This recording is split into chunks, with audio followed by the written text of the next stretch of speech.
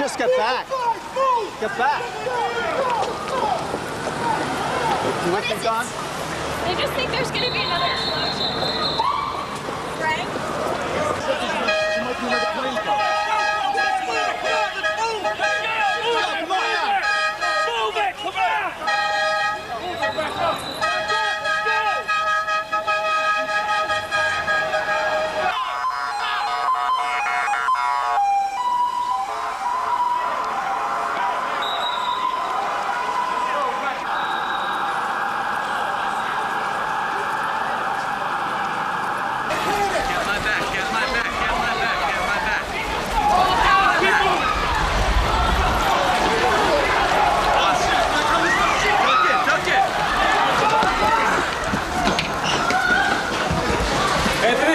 You okay? Please.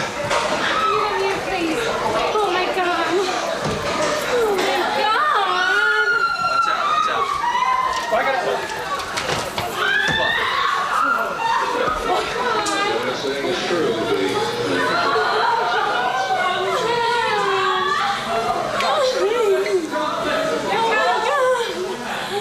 Building completely down.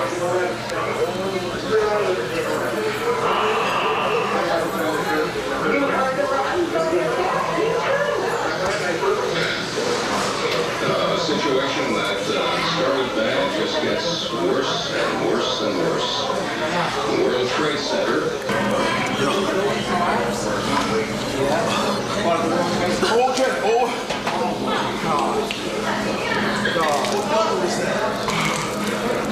Was that two or one? Oh, both.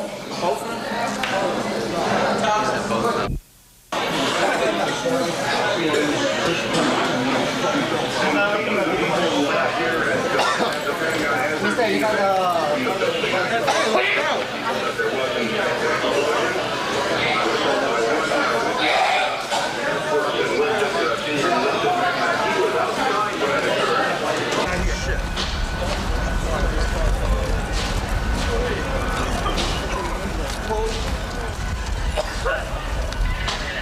Anthony, watch me.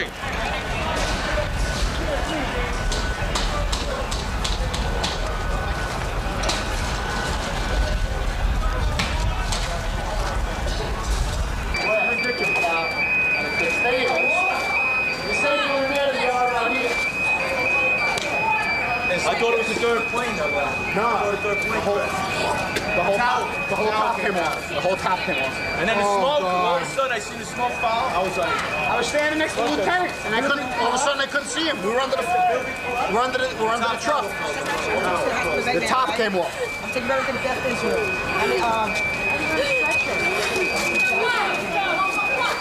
And the fire door on 76 was locked. Anthony, let's get the fuck out of here. I'm ready, man.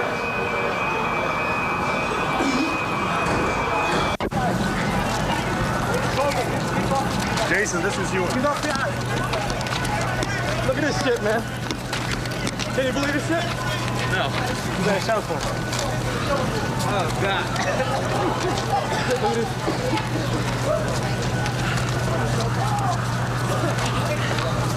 Anybody need some water?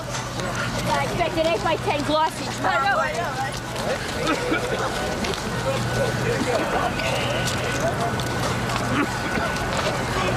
Where are we even going?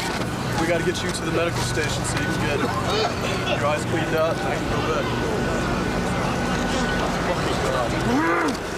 Where's the medical station? 100 feet ahead. Everybody go straight. This ambulance is about 100 feet ahead.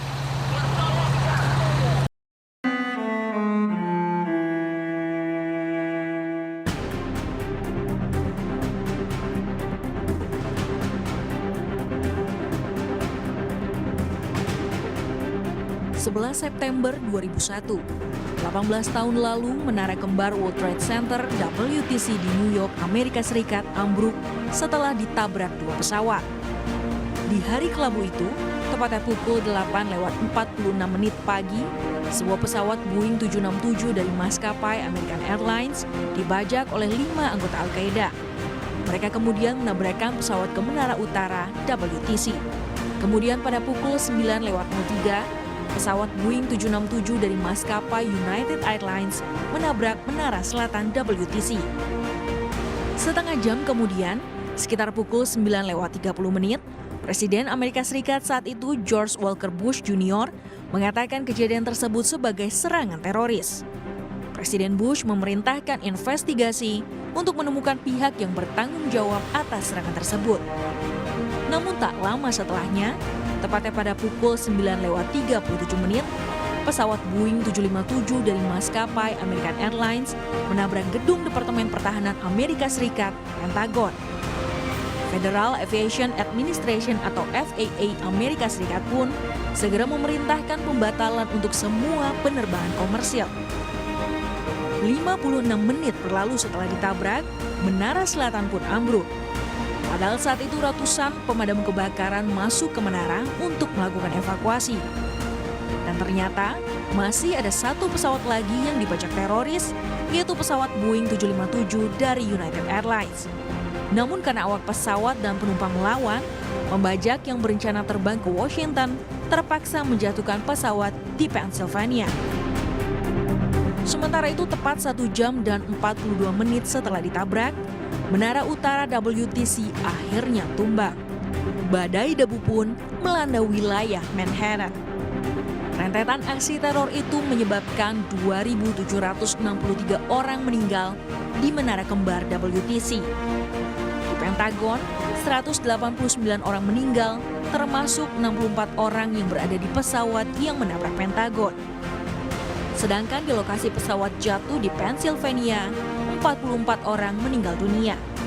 Sehingga totalnya mencapai 2.977 korban jiwa. Kerugian material akibat teror ini sangat besar, yaitu sebesar 123 miliar dolar Amerika karena lumpuhnya aktivitas ekonomi di gedung WTC. Kemudian klaim asuransi sebesar 9,3 miliar dolar Amerika.